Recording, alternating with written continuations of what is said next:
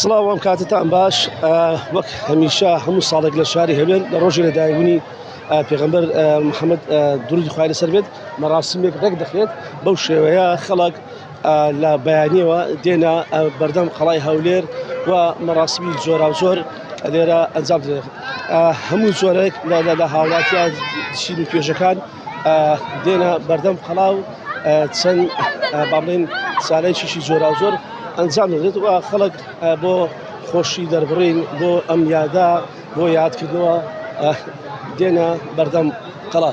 لەگەڵ ئەوەشدا هێزەکانی باڵێن ئەمنی لە تەواوی دەوروبەری قەڵا بڵاویان پێکراوە تیمەکانی بەرگری شارستانی و هەروها تیمەکانی تەندروستیش لێر هەن لەبەر ئەوەی هاوڵاتیی زۆر ڕوو لێرە دەکەن.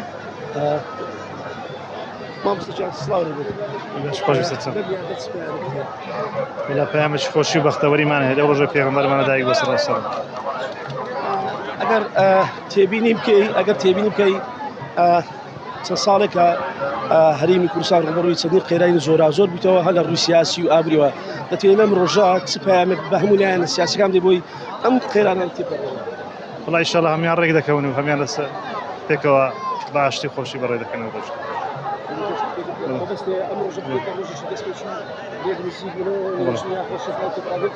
ئینشاڵڵا ئەو ڕۆژە دەکەنە بۆ نێچوە هەمویان پێکەوە لەسەر یەک مێزدا بریشن و پێکەوە ڕێکەکەون و یەک دەنگ و یەک قسە بن ئینشاڵڵا.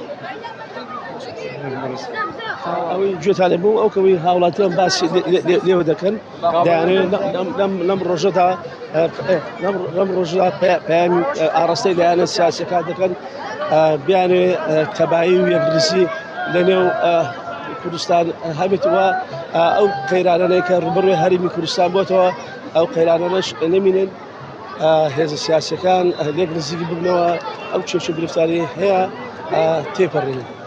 ئەو دیمەنانەی دەبینین ئەمە پاشکە بێتتر ڕێڕسمەکە مەراسمەکە دەست پێ دەکات خەڵک پایان کردن.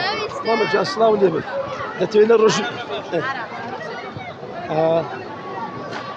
وەکو باسم کرد ئەو دیمەنانەی ئێستا دەبینین هاوڵاتیانن دەیانەوێت لەم ڕۆژەدا لە ڕۆژە پیرۆزەدا پایامی خۆیان ئاڕاستە بکەن بەلایەنە سیاسەکان و ئەو چێش و گرفتاری هەیە نەمێت.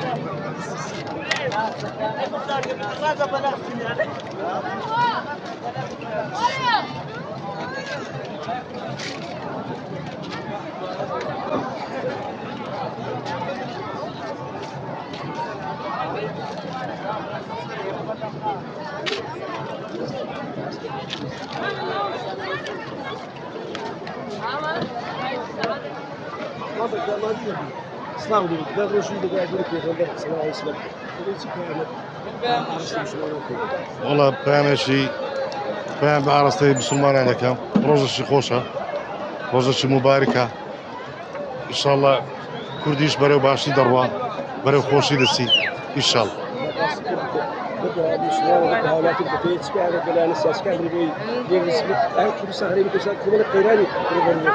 هەرێمی کوردستان هیچ عیبی نییە بەس کێشەمانە بۆ دەبینەوە بە هەموو جیرانەکان و بێ لە ناوە خۆش ئاژاوامان لۆ دروست دەکەن مشکلەمان لۆ دروست دەکەن.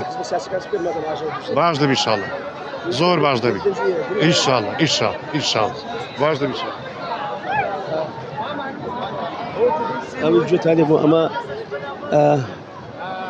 ئەو هاوڵاتی بازدەوە دەکات کە لە وڵاتانی دەوروبەر کێشەگر بۆ هەرێمی کوردستان دروست دەکەن بۆیە پێویست بەوەیە کە هەرێمی کوردستان یەکگرت و بەتەبا بێت.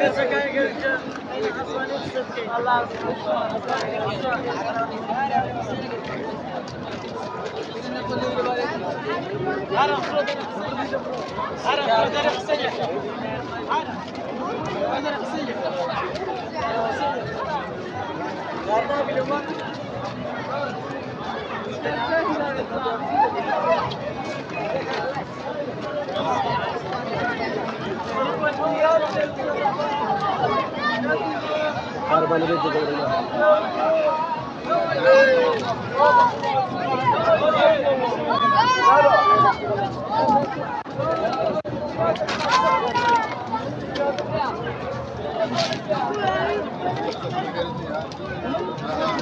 Zaile verse.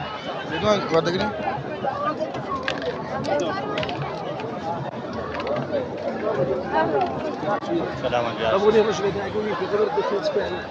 والله بيامان يعني براسي خوشترين روجا ببوني لدايق بوني يعني سرور مان بيغمبر صلى الله عليه وسلم يعني براسي درمان قال خوشة يعني شو مناسبة شي خوشة يعني وبراسي يعني هم روجا او روجا نيه براسي او روجا خوشة يعني درمان بي خوشة يدي سلاو رزمان هي لو زنابتلو